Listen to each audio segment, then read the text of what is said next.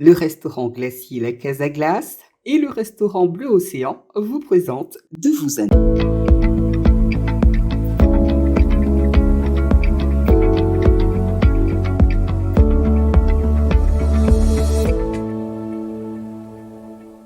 Salut à vous, dans De vous à nous sur Fusion TV. Un bonheur de recevoir Emmanuelle Sonjata, créatrice et styliste instinctive. Suite à une licence Master 1 en droit pénal et divers voyages en Afrique, elle développe sa passion pour la culture ethnique, le Mari-Tête. Elle met en place des ateliers autour de l'art du turban à Paris, dans le 18e arrondissement. Installée en Martinique, elle se fie encore une fois à son instinct et lance le concept de Mari-Tête, tout en renouvelant l'idée des ateliers sur place en 2012. Elle est aujourd'hui une entrepreneuse, on va dire, accomplie. Son atelier Mari-Tête aujourd'hui est connu partout dans le monde. Sachez qu'en 2014, le concept atelier Mari-Tête a été reconnu comme produit touristique par le comité martiniquais de tourisme. Je vous confie encore quelques dates. En 2015, elle fut l'invitée d'honneur à l'International Women's Week organisé par Culture Rego à Trinidad. J'espère bien prononcer les choses, sinon pardonnez-moi. En 2016, invitée d'honneur au Luxembourg pour présenter l'art du Mari-Tête au travers des ateliers, on va dire Mari-Tête. Il y a aussi un défilé. En 2019, quelle chance elle a. Mais c'est normal hein, qu'elle ait cette chance. C'est tout simplement qu'elle était l'invitée d'honneur au Japon. Vous savez pourquoi ? Pour une conférence à l'université d'Osaka, elle y a fait ce qu'elle aime, un atelier Mari-Tête et quelques démonstrations, cela à Tokyo. En 2022, Emmanuelle reçut une récompense internationale appelée le Caribbean Win, une reconnaissance à la participation active de son art et concept à la grandeur de la Caraïbe. Récompense délivrée à seulement 100 femmes caribéennes chaque année. Vous vous rendez compte ? Bien évidemment, tous ces moments forts de sa carrière ont été ponctués de passages à la télé française et régionale. En tout cas, pour moi, c'est le moment d'en apprendre un petit peu plus sur cette femme très entreprenante.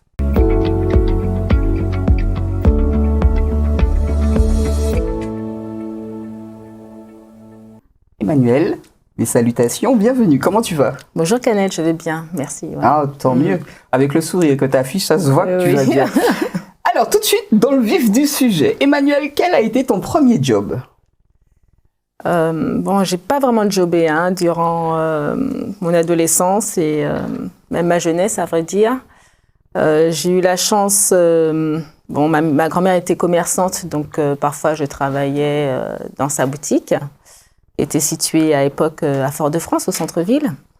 Et puis, une fois que j'ai été étudiante, effectivement, ma mère a financé, m'a aidée. Donc, j'ai pas eu beaucoup à jobber. La seule fois où réellement j'ai vraiment travaillé, c'est-à-dire dans le sens, alors je considère travail, dans le sens où j'ai fait quelque chose qui ne m'a pas vraiment plu. Voilà. D'accord. C'est mission d'intérim à la Fnac. J'ai été caissière. Bon. Allez, t'en as vendu des CD dans le temps, effectivement, des livres. J'avais une longue file d'attente. Et en fait, lorsque les gens ils venaient à mon niveau, et ben ils me disaient oui, j'ai fait exprès de prendre cette file pour vous voir voilà, face à face. Ah ben c'est bien ça. Ouais, bon, c'était agréable. Alors, je sais qu'à la Fnac, il y a une musique du monde. Est-ce que ça partait ? Oui, je pense que oui. La Fnac, c'est vrai que j'avais donné mes orientations auprès de la boîte d'intérim, mais c'est vrai que j'avais dit que j'avais déjà fait, que j'avais travaillé dans une boutique, dans un concept store multi-ethnique qui était placée à Châtelet. Donc là, effectivement, bon, pour moi, c'était pas vraiment du travail parce que c'était un moment où, dans ma vie, j'ai pu rencontrer différents créateurs de différentes régions du monde et c'est même là que j'ai découvert que j'avais cette capacité pour l'art du Mari-Tête. Mais voilà, donc j'ai indiqué cela à la boîte d'intérim et je pense que ça a été un élément déterminant pour me prendre au sein de la Fnac.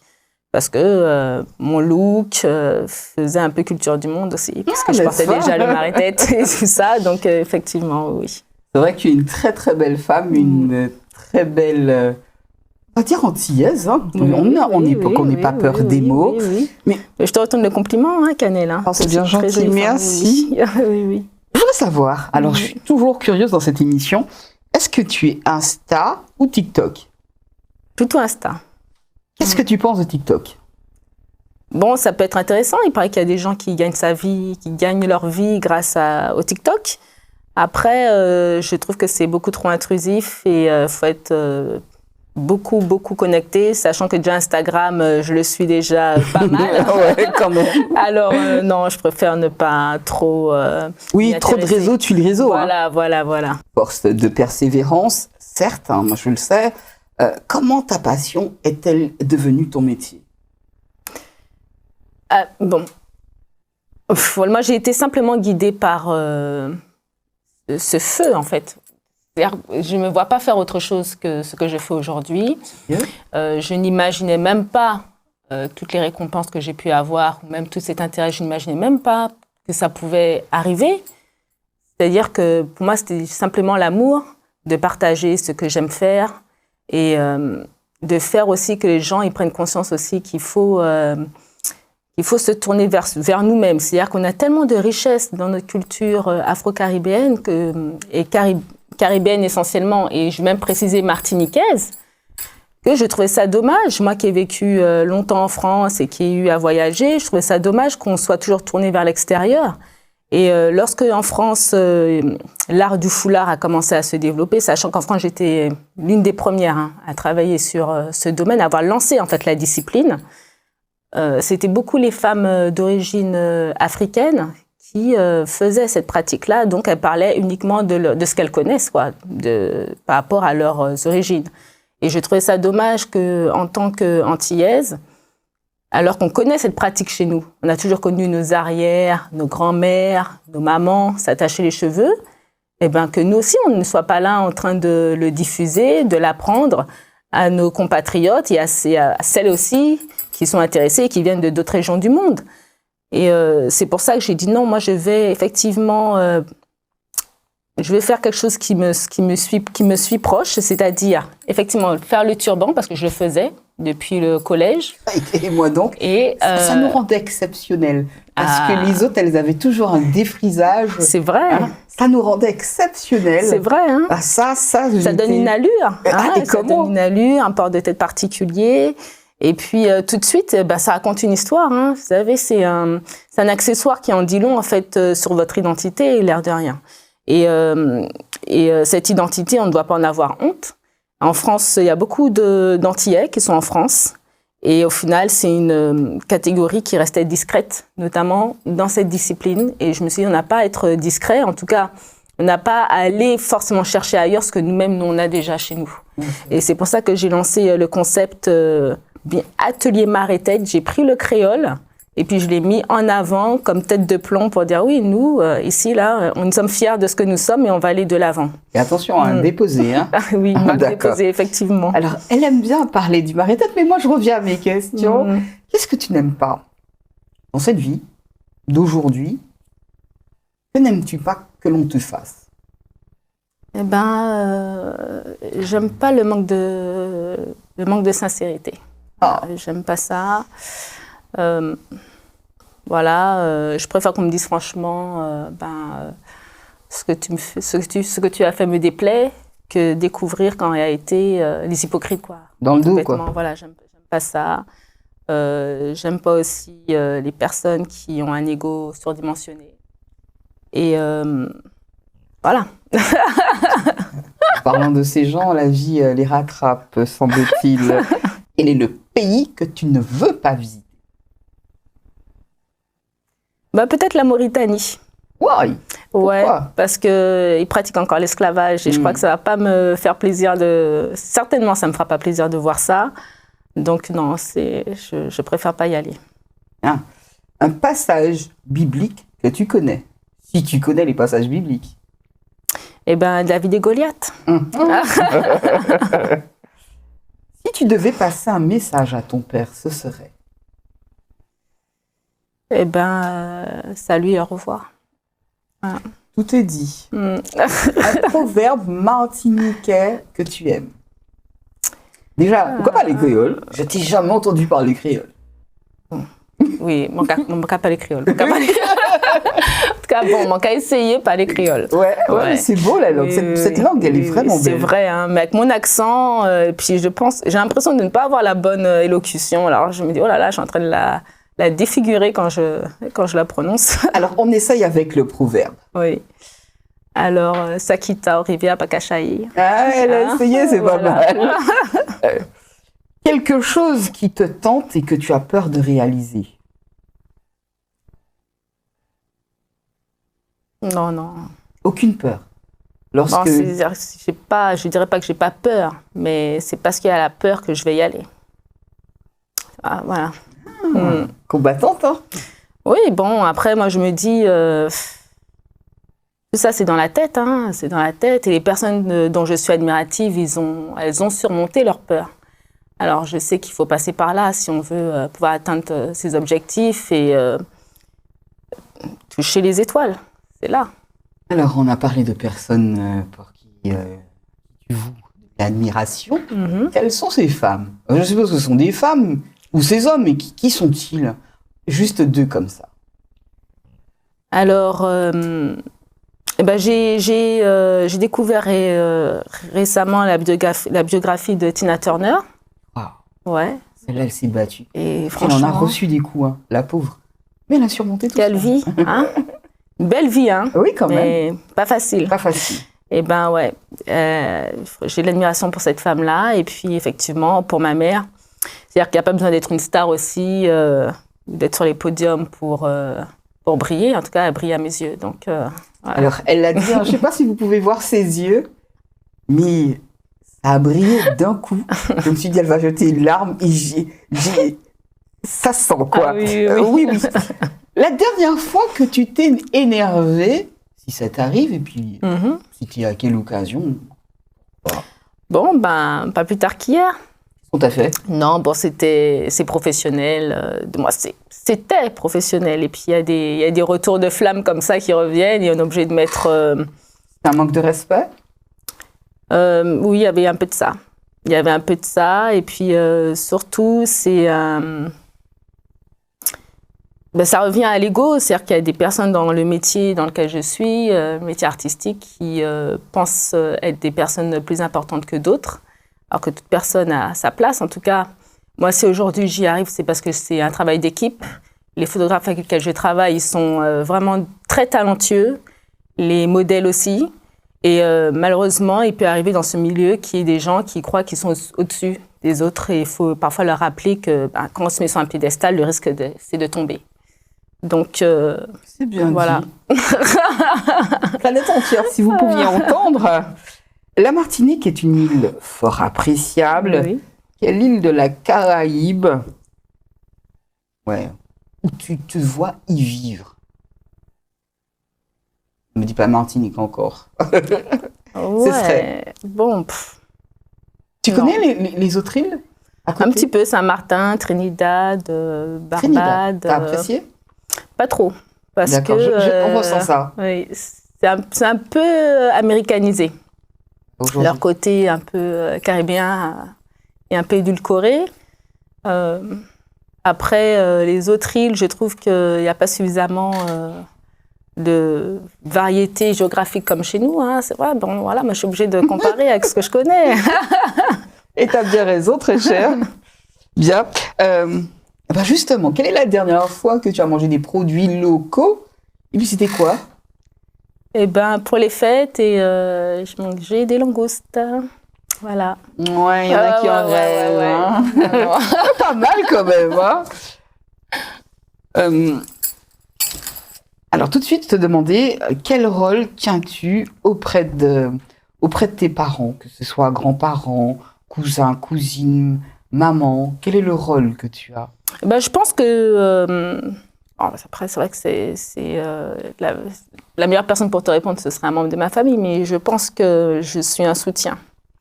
Voilà, même si je ne suis pas forcément facile à vivre. C'est de l'amour.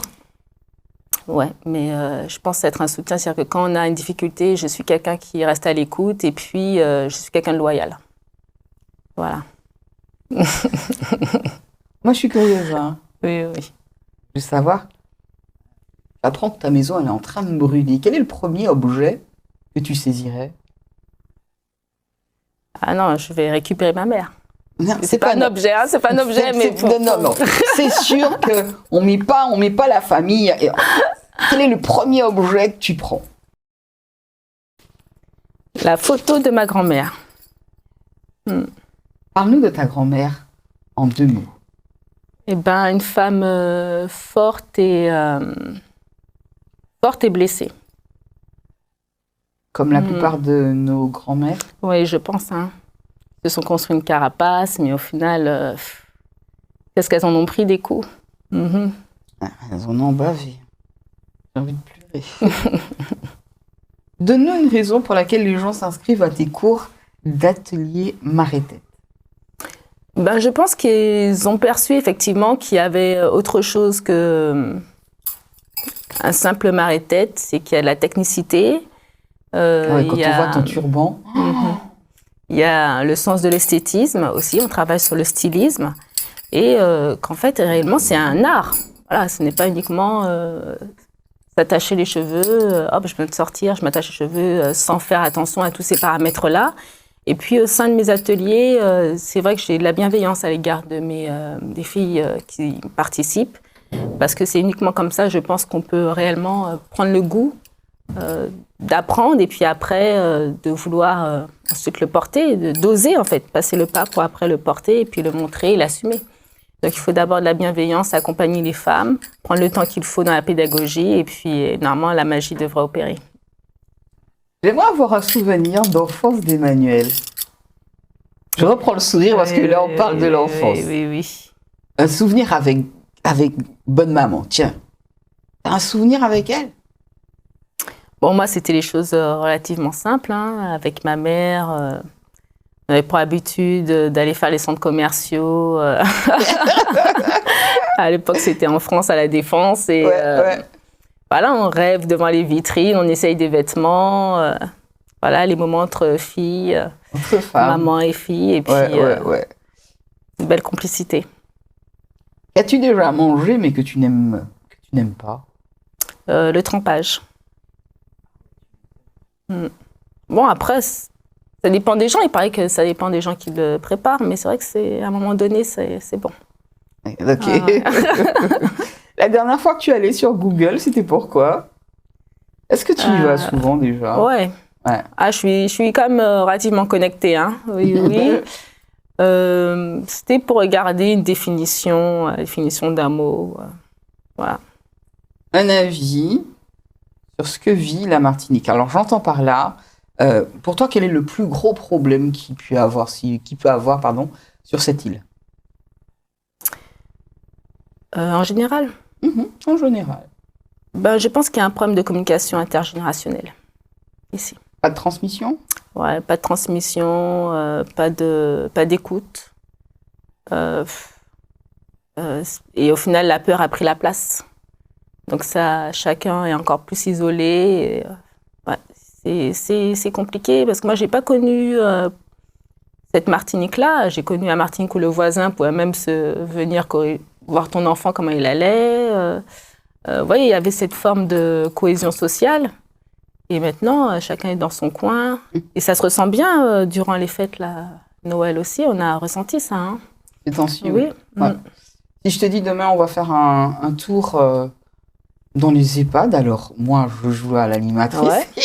Je m'imagine à parler avec eux. Et toi, tu fais un atelier marée-tête? Bien sûr, et c'est ce que je fais. Et j'adore faire ça, parce qu'en plus, tu vois que tu mets tout de suite... le marée-tête, en fait, tout de suite, ça met du bonheur chez les gens. D'accord. Ouais. Alors, il doit en avoir des mamies qui disaient « Ouais, avant, mon camarades étaient peut-être moins comme ça. » Tout à fait. Ça les ramène à leur jeunesse, les souvenirs reviennent, ça les met dans une séduction aussi, elles se voient autrement. Même les hommes, ils jouent le jeu, ils veulent aussi un marée-tête. Et voilà, ils dansent, ils s'amusent. Et c'est pour ça que je parlais de relations intergénérationnelles. Je pense que c'est important de garder le lien. Parce que lorsque nos aïeux ils partent, c'est un pan de notre histoire aussi qui s'en va. Alors quand tu vas dans les EHPAD, ils racontent même des histoires? Oui, ils racontent des histoires, effectivement. Non, mais ça c'est une émission à faire. Ah ouais, ça je suis partant. Oui. Franchement? Oui. Ouais, d'accord. Allez, tout de suite, je vais te confier 5 mots et je voudrais que tu me donnes ton ressenti par rapport à ceci. Pas qu'en une phrase, si tu peux le développer, ça m'arrangerait. Je vais te donner le mot bienveillance. Eh bien, être bienveillant, c'est être dans l'amour de l'autre et savoir accompagner l'autre. Voilà. Enfin, c'est ta façon de voir. Oui, c'est ma vision, oui. D'accord. Le second mot est celui-ci, la religion. Apprendre avec des pincettes. Voilà. C'est-à-dire, effectivement, il y a des principes qui sont tout à fait louables, hein, qui permettent justement de fonder une bonne éducation, mais je pense qu'il faut faire attention à l'endoctrinement et aussi avoir sa propre interprétation, son propre discernement et faire les choses avec sagesse. Et même son ressenti. Et oui, hein. Ouais. Si je te dis le reggae. Bob Marley. Hein? Oui. Ça, c'est trop ça. Bob Marley, Thunderworld. Et oui, ça, c'est les bonnes ambiances. C'est ce qui a bercé une bonne partie aussi de ma vie étudiante. Et quand j'étais en France, c'est vrai que ça me faisait chaud au cœur d'entendre ce genre de son parce que la musique, ça, tout de suite, ça te fait voyager. Hein. Là, tu es en France, dans une cité.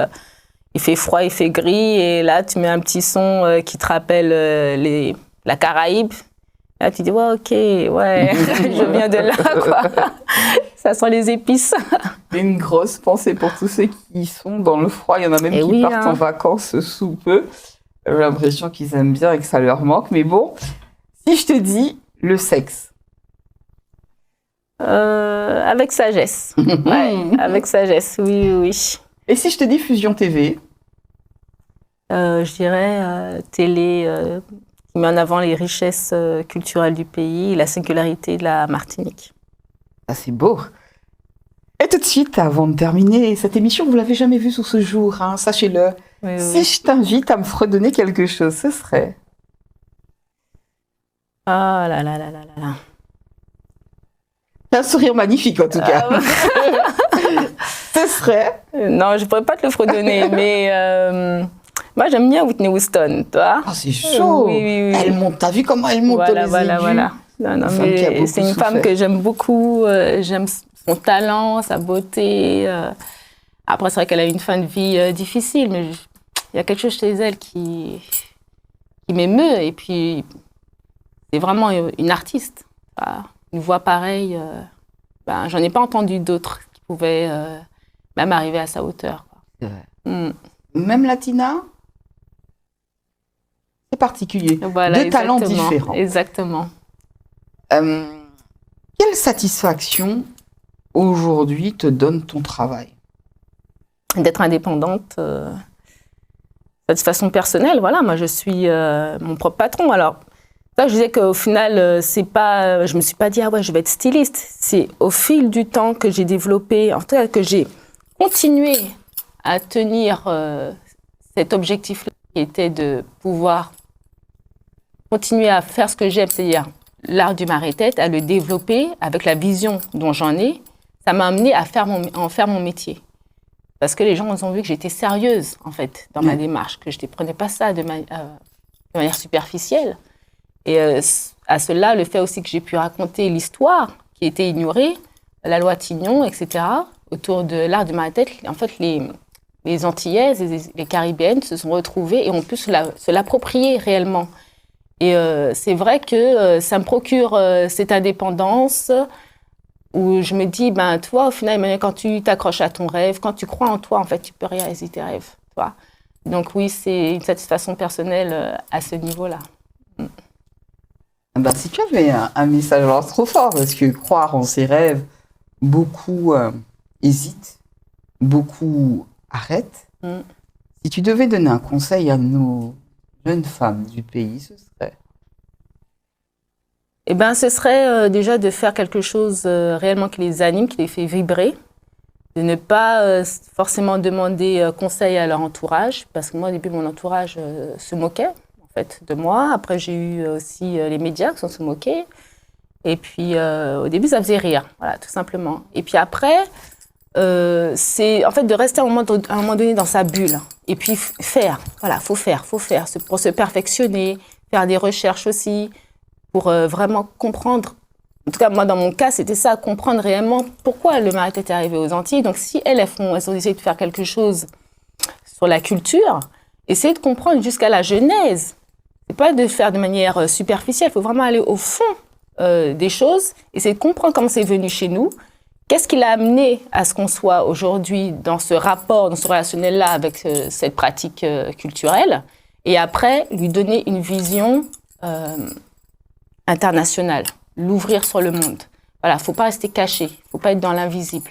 Non, ça n'a pas de raison d'être. L'art n'est pas fait pour être caché, l'art c'est fait pour être vu, pour être apprécié. C'est comme ça en fait qu'il va générer des émotions et que d'autres personnes qui n'ont rien à voir avec votre origine, etc., vont être sensibles. En exemple, les Japonais que tu as pu voir, ils étaient comment au fait? Comment ils... Eh ben, super chaleureux, ils sont très curieux de la black culture, culture noire. Et pas du tout raciste, on pourrait penser ça. Pas du tout, moi j'avais un peu cette appréhension parce que l'Asie c'est un territoire qui nous est un petit peu inconnu. Et en fait pas du tout, ils sont assez admiratifs de notre culture, de notre beauté aussi. Et ils ont apprécié l'art du marie-tête parce que ça leur rappelle le furoshiki, des techniques qu'eux-mêmes ils utilisent autour du pliage du tissu, mais aussi comme je travaille avec les plantes aussi, le ikebana. Donc, il s'agit en fait de faire c'est un peu le même principe que les... comment on appelle ça encore? Les bonsaïs.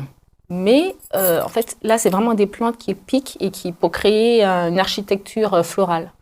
Et donc, ils se sont reconnus un peu dans ça. Et voilà, pour moi, c'était un rêve. Ouais, c'est-à-dire que...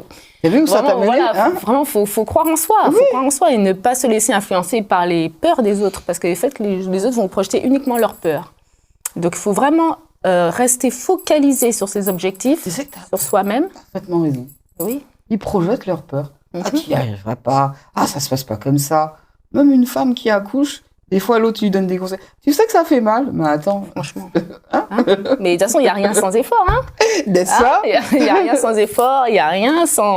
On apprend aussi dans la souffrance. Et s'il faut passer par des moments de grande misère financière, ou même parfois où il y a des gens qui vous humilient, ça oui, et ben en fait tout ça c'est des leçons de vie. Pour dire en fait il faut continuer comme ça. Le jour où tu vas marcher mon gars, et ben cette personne-là elle va dire quoi? Elle va baisser sa tête, tu vois. Et un jour on va même taper sur ton épaule pour dire mais comment t'as fait? Oui, parce que tu vas y arriver. Hein, voilà. On en arrive à la fin, mais je vous promets un concept d'art sur le marie-tête avec Emmanuelle. Ce sera un très très beau moment à passer. Très heureuse de t'avoir reçu. Pareillement. Dans cette émission qui est de vous à nous. Tu as vu, c'était très, très fort sympathique. Ouais, on en apprend un petit peu plus sur les uns comme sur les autres. En tout cas, pour cette nouvelle année, je te souhaite le meilleur, que de bonnes choses, de poursuivre tes rêves. C'est très important de le faire. Et puis moi, je vous dis tout simplement, merci de nous avoir regardés sur Fusion TV.